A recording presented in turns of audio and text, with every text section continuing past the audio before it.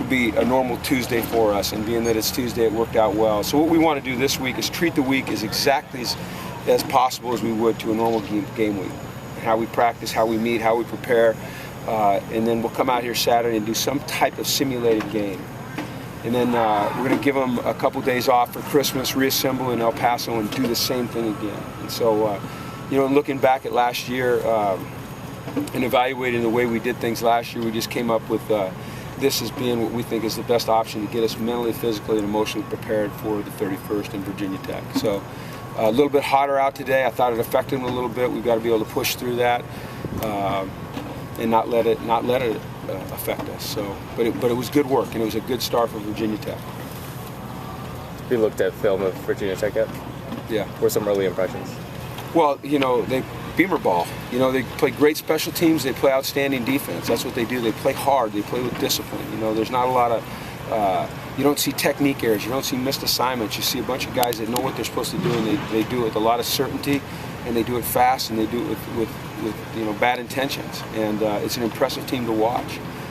Specifically, they've always been known for special teams. Coach Beamer has his hands all over that, and you really see it in the way that they play, and it's a great challenge for us. How does their defensive front differ from the last two defensive fronts you faced? Well, they're very good. They're big inside. They're fast on the outside. I'm talking about their ends.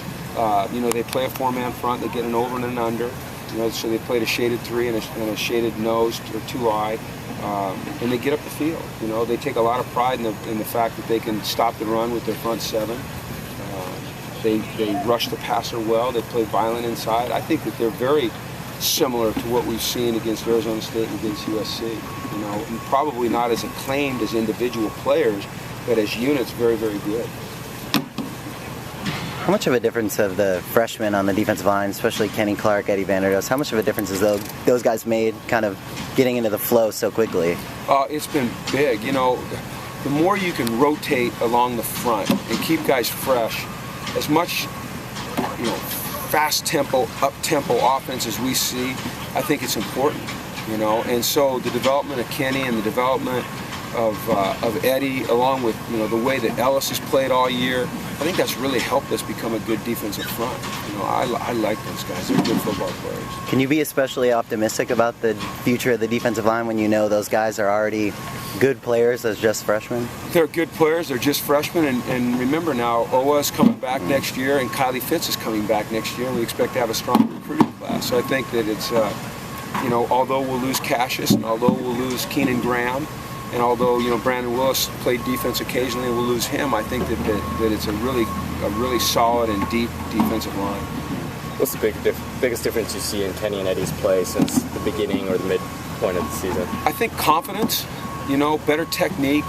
They play with better pad level and leverage. I think they understand the challenges that every play is going to be a battle in there. They're not playing against any 180 pounders. Everybody's a man, and they both practice better. I think they've learned how to practice at a high level intensity. I think that's helped them on Saturdays. For Kenny, does he give you a little bit different of a look at nose tackle, just because it seems like he's a little bit more disruptive, gets into the backfield a little bit more often than maybe previous nose tackles you guys have had? Well, the only one that I've ever had besides him is Lee, and Lee's able to do the same thing. Quite frankly, if I'm not looking real specifically at the jersey number, I don't know if it's Lee or Kenny in there, because I think they're both really good football players. Kenny plays with tremendous leverage, pad level. Eddie's sitting over there. I don't know if he's listening to me or not. You look at him, he's just a block, and he's able to bend. And I think what you see with Kenny a lot of times, you see his wrestling background show through. The way he's able to shed blockers and use his hands to get out of the double teams. There's been all kinds of internet rumors swirling, even though you signed your contract extension, still kind of connected your name to Texas. Yeah. Is that just media making up these connections? Yeah, it's flattering. I think it says a lot about our program and the direction we're heading. But I am very, very, very extremely delightfully happy to be the head coach at UCLA and want to be for a long, long time. What time's your flight to Austin?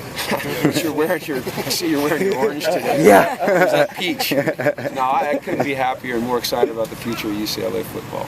And I'm happy they want me here. Can you talk about the senior class and what it meant to the growth of your program? Yeah, I mean, those guys, you know, I got pretty close to last year's senior class, a lot more closer to this senior class just because I got to spend 2 years with them. And so I was able to see their impact a little bit more clearly on the younger players around them. And it's not a big senior class, but it's an impactful senior class, and not just on the field, but off the field as well, as leaders. It's guys that are paving the way for the younger players on our team, showing them what our work ethic's supposed to be like, what our standard is. You know, I think it's really important that everybody accept the responsibility of sending these guys out with a win.